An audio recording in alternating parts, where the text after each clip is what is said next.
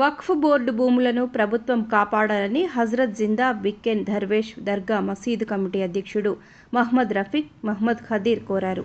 వరంగల్ తాళ్ల పద్మావతి కళాశాల ప్రాంతంలోని దర్గా హజ్రత్ జిందా బిక్కెన్ దర్వేష్ వద్ద మీడియా సమావేశం నిర్వహించి వక్ఫ్ బోర్డు భూములు వివరాలు వెల్లడించారు.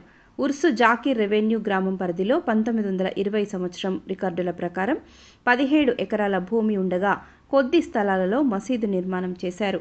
మిగిలిన స్థలాన్ని వేరే వ్యక్తులు ఆక్రమించి తప్పుడు కాగితాలు సృష్టించారని ఆరోపించారు. అక్రమ నిర్మాణాలు చేపట్టి ఇంటి నెంబర్లు తీసుకొని తద్వారా రిజిస్ట్రేషన్లు చేస్తున్నారని విమర్శించారు. ఈ విషయాన్ని కలెక్టర్ దృష్టికి తీసుకువెళ్లామని అన్నారు.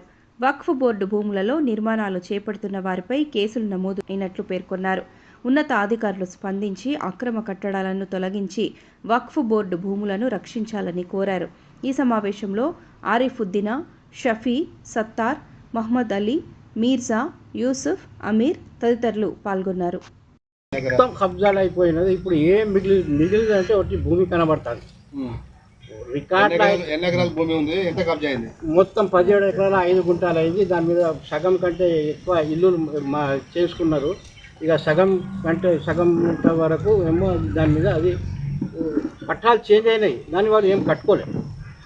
ఇన్ని సంవత్సరాలు మీరు ఏం చేస్తాను? ఎందుకు చేస్తున్నామంటే ఇక మనకు అన్ని పవర్స్ లేవు కదా. మనం లోకల్ బాడీ, ఇది మొత్తం డిపెండ్ అపాన్ ఎవరిదంటే వక్ఫ్ బోర్డు. ఇప్పుడు ఒకవేళ నేను ఒకసారి కంప్లైంట్ ఇచ్చే కోసం పోయినా, మా ఎస్ఐ సార్ ఏమన్నా ఆది వక్ఫ్ బోర్డు అన్నాడు నాకు. గా సార్ అంటే మరి కాల్ టు వక్ఫ్ బోర్డు తీసుకుంటాను. మరి ఆయనకి తిరగాలంటే ఆయనకు కోర్టు కేసులు ఉంటాయి, ఇటు ఉంటాయి. మొత్తం డిస్టిక్ ఒక్క వక్ఫ్ బోర్డు ఇన్స్పెక్టర్. సర్వే నెంబర్ 273, 274, 275, 276లో ఈ 17 ఎకరాల 5 గుంటల భూమి 1920 నుండి షెత్వార్, పానీ, టీపన్స్ తమాం అన్ని దాంట్లో ప్రచురించి ఉన్నది.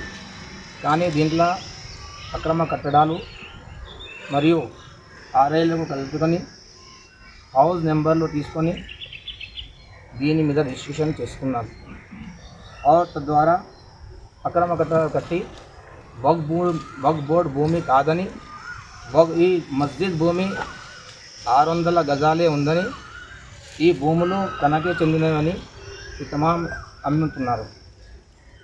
2015 అప్పటి డిప్యూటీ సీఎం గౌరవనీయులైన మహమూద్ అలీ గారికి ఈ తమాం రికార్డులు సమర్పించడం జరిగినది.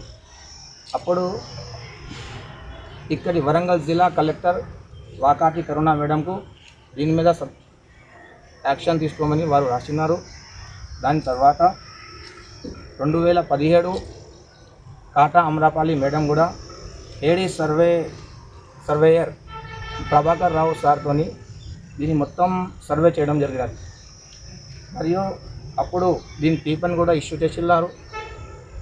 తర్వాత ఇప్పటి మేడం సత్య శారదాదేవి మేడం కూడా దీనికి రిప్రజెంటేషన్ ఇచ్చిన తర్వాత దీని మీద యాక్షన్ చేయడానికి అందరికీ ఇది ఈ కాగితాలు పంపినారు.